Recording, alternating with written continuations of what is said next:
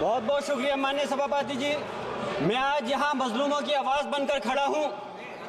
उन करोड़ों भारतीय मुसलमान और अल्पसंख्यकों की जद्दोजहद और हक की बात करना चाहता हूँ जो इस देश का अटूट हिस्सा हैं। मेरे अल्फाज बंटवारे के नहीं बल्कि इत्तेहाद के हैं। मेरे अल्फाज मायूसी के नहीं बल्कि एक उम्मीद के हैं।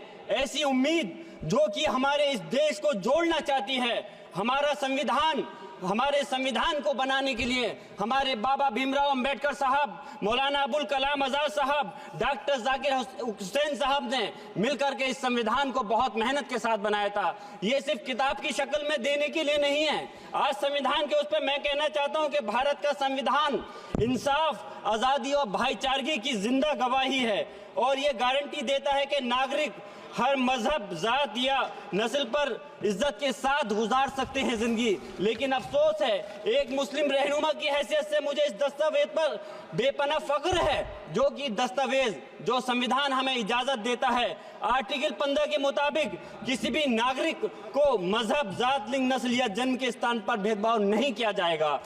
आर्टिकल 19 में बोलने के अभिव्यक्ति की आज़ादी का हक दिया गया है जो कि हमारे अधिकारी को हक की आवाज़ को छीनने का आप काम कर रहे हैं। आर्टिकल 25 अपने मजहब को मानने और उस पर अमल करने की आज़ादी देता है। आर्टिकल 29 के तहत अल्पसंख्यकों के हकों की हिफाजत करने के लिए प्रावधान किए गए हैं।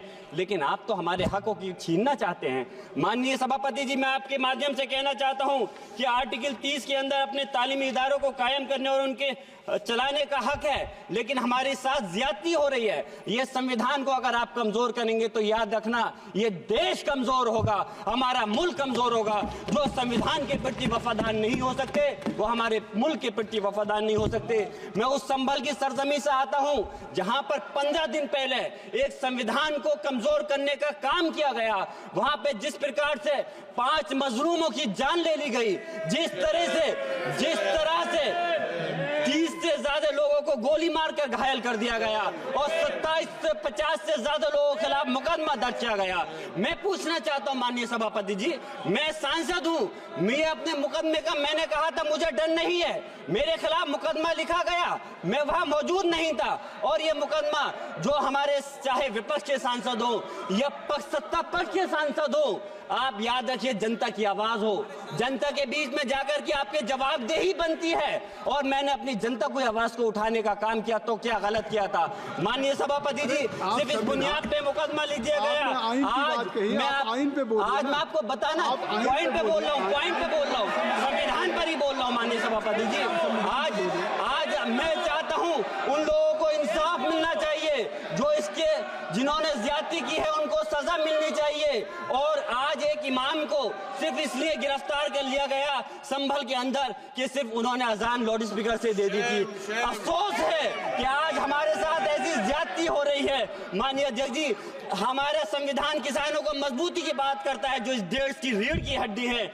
130 किसान जो 10 दिन से ज्यादा समय से जेल में बंद हैं, आप किसानों को हक नहीं दे पा रहे तो किसको हक देने का काम करोगे? मैं अफसोस करता हूँ आज पूरे प्रदेश और मुल्क के अंदर जिस तरह से हमारे लोगों की हिफाजत नहीं की जा रही। एक मॉब लिंचिंग सिर्फ धर्म के नाम पर, अगर कोई मुस्लिम है, ओबीसी है या पिछड़ा समाज का, एससी समाज का है तो नाम पूछ करके उसकी हत्या कर दी जाती है।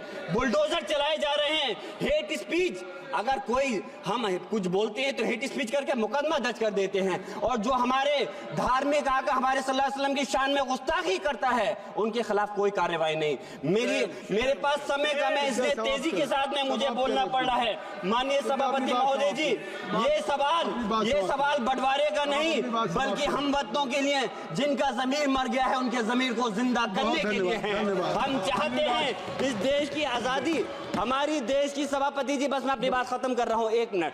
हमारी देश की आजादी के लिए मैं ये कोई बंटवारे की बात नहीं कर रहा, लेकिन हमारे मुस्लिम और हिंदू समाज सब लोगों ने मिलकर के इस देश को आजाद कराने का काम किया था। आज उनके साथ ज्यादती क्यों की जा रही है?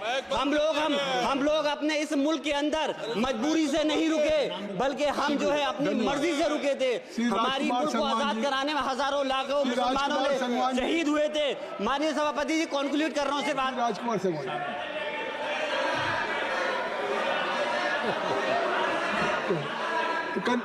आप कंक्लूड करें ना, आप कंक्लूड कर माइक